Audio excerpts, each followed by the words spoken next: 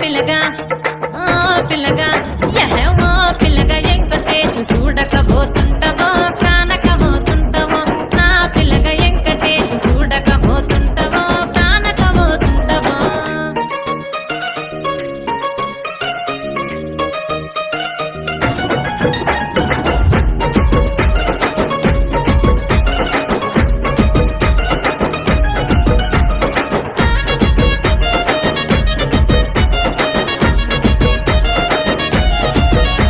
ఓయ్ కండ్లకు కాటుక వెడితే కన్యాకుమారిని